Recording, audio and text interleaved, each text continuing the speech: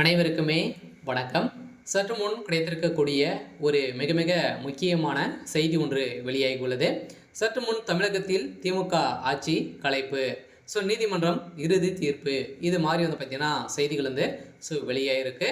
இப்போ தமிழகத்தில் இன்று பார்த்தீங்கன்னா இன்றிலிருந்தே 3வது நாட்களாக தமிழகத்தில் பார்த்தீங்கன்னா டாஸ்மாக் கூடிய நிறுவனத்தில் நடந்த ஊழலின் அடிப்படையில் 3 நாட்களாகவே மீண்டும் பார்த்தீங்கன்னா அமலாக்கத்துறை தொடங்கியிருக்காங்க. ரைடுகள் தொடங்கியிருக்காங்க. இந்த ரைடின் அடிப்படையில் உதயநிதி ஸ்டாலின் அவர்களும் பார்த்தீங்கன்னா இந்த ரைடு வலையில் வசமாக சிக்கி கொண்டு இருக்காரு. அதே மாதிரி தமிழகத்தில் அதுக்கு சேர்ந்த ரதீஷ் என்பவர்களும் பார்த்தீங்கன்னா தப்பி ஓடிய சம்பவம் பெரும் பரபரப்பை ஏற்படுத்தியிருந்தது. இந்த நிலையில் தான் பார்த்தீங்கன்னா டாஸ்மாக் கூடிய நிறுவனத்தில் நடந்த மெகா ஊழலின் அடிப்படையில் அதில் ஒரு வேலை செய்திருந்த அதிகாரிகளுடைய வீடுகளிலும் அதே மாதிரி சம்மந்தப்பட்ட நிறுவனங்களிலும் ரைடுகள் தொடர்ந்து 3 நாட்களாகவே நடந்திருக்கு.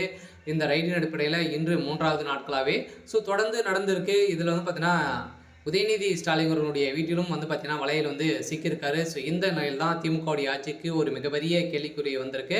ஏற்கனவே 1000 கோடிக்கு மேலே மெகா ஊழல் நடந்திருக்கு அப்படின்ற அமலாக்கத்துறை பார்த்தீங்கன்னா தகுந்த ஆதாரத்தோடு வழக்கு பதிவு செய்து செந்தில் பாலாஜியுடைய கதையை ஒட்டுமொத்தமாக முடித்தாங்க. மீண்டும் செந்தில் பாலாஜி அவர்கள் பார்த்தீங்கன்னா அமைச்சர் பதவியிலிருந்து நீக்கப்பட்டு இப்போ மீண்டும் அமலாக்கத்துறை ரைடு நடத்தியிருக்காங்க. இந்த நிலையில் தான் இப்போ பார்த்தீங்கன்னா அதிரடியாக ஒரு முக்கிய ஆதாரம் லீக் ஆகிருக்கு. இந்த நிலையில் முதல்வர் ஸ்டாலினுடைய சபரீசன் அவருடைய மருமகன் சபரீசன் அவர்களுக்கு தான் பார்த்தீங்கன்னா 2வது நாட்களாக ரைடு செல்லக்கூடிய நிலையில் அவருடைய வீட்டிலும் பார்த்தீங்கன்னா ரைடுகள் நடந்திருக்கு.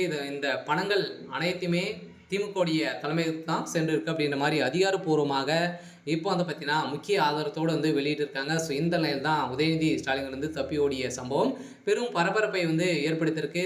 இந்த நிலையில் உதயநிதியுடைய வீட்டின் முன்பு பார்த்தீங்கன்னா போலீஸ் குவிக்கப்பட்டு பெரும் அதிர்ச்சியை சொல்லிச்சிருக்கு.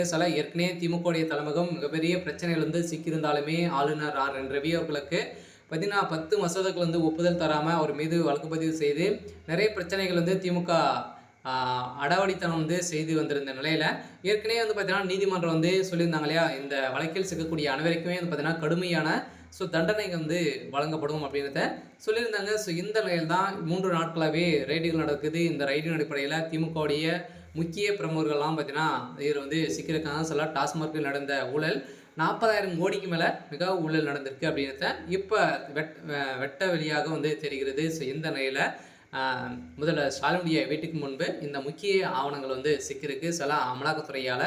இப்போ அமலாக்கத்துறை கஸ்டடியில் உதயநிதி ஸ்டாலின் அவர்கள் இருக்காரு. அதே மாதிரி திமுக ஆலமரமாக இருக்கக்கூடிய முதல்வர் ஸ்டாலின் அவர்கள் பார்த்தீங்கன்னா இப்போ இருக்காரு. இந்த நிலையில் தான் நீதிமன்றம் பார்த்தீங்கன்னா தீர்ப்பு வழங்க போகிறாங்க. தமிழகத்தில் திமுகவுடைய ஆட்சி களைய போகுது.